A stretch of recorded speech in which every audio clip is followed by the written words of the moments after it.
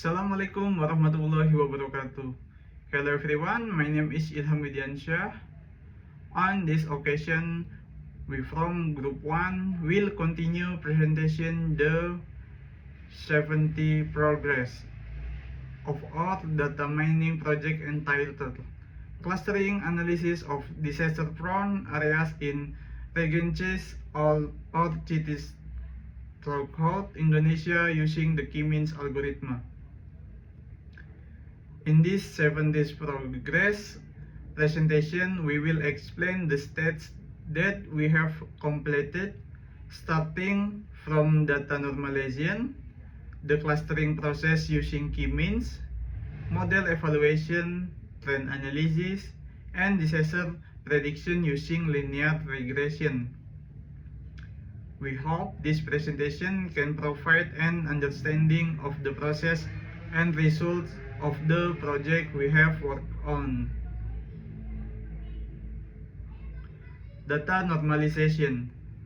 In the first step, we performed data normalization using Standard Scholar.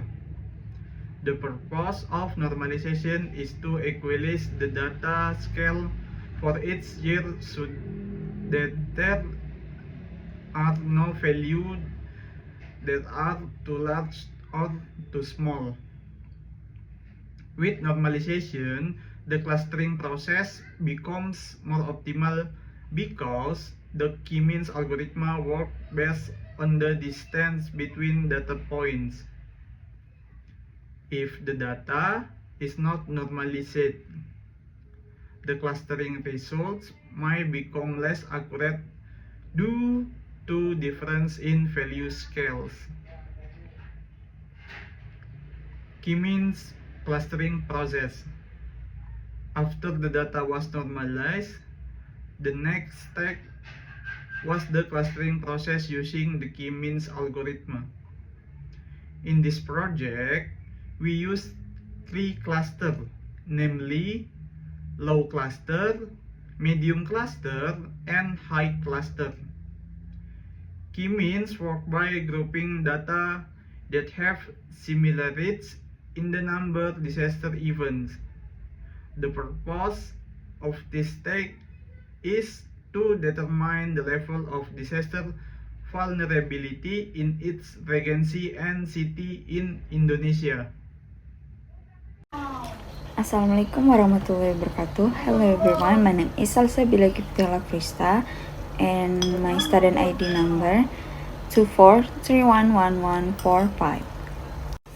After the category process was complete, each cluster was given category label. The category are low, medium, high. The category was based on the average number of disaster events in each cluster.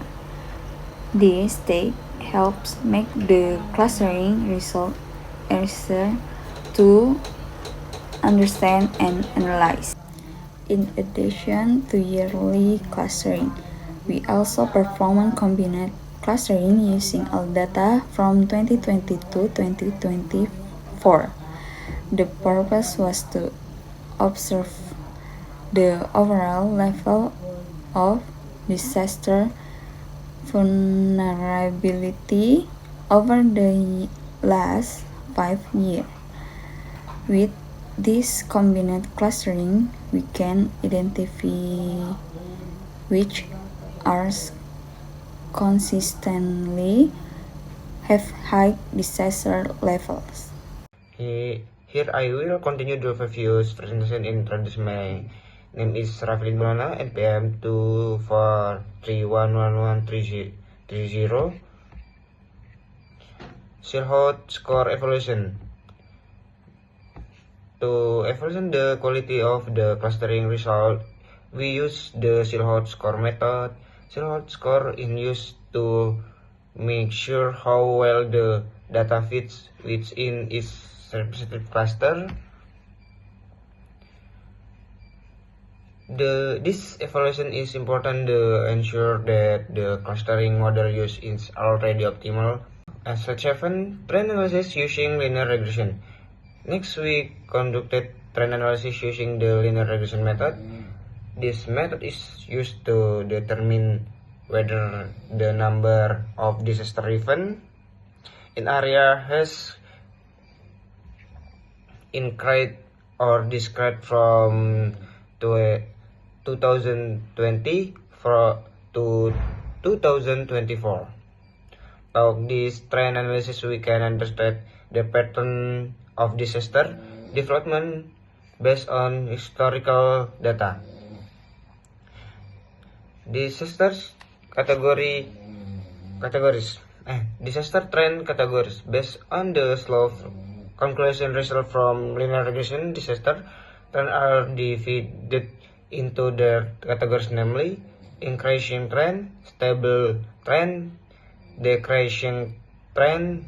If the slope value in positive is categories, and increasing trend, if it is close to zero, it is considered stable. Meanwhile, if the value is negative, it indicates a decrease in the number of disaster. Hello everyone, my name is Muhammad Kalamardi Kamron. I'm from SE24B. Data mining with NPM 243111080. Now I will explain my project. This is slide 9, disaster prediction for 20 and 25 to 20 and 29. After identifying the data trends, we predict the number of disaster for 20 and 25 to 20 and 29 using the linear regression model. The prediction were made based on previous data patterns from 2020 to 2024. This prediction result can help provide an overview of the potential number of disaster events in the future. Next, slide 10, regression model accuracy. To measure the accuracy level of the regression model, we use the R2 or R squared value. The R2 value indicates how well the model explains the relationship within the data. The closer the value is to 1, the better the regression model is predicting the number of disasters. Next, slide 11, closing. Alright, that was explanation of the data mining project that we have complete. The conclusion of this project is that the key means method can be used to classify errors based on disaster vulnerability levels, while linear regression can help analyze trends and predict the number of disasters in the future.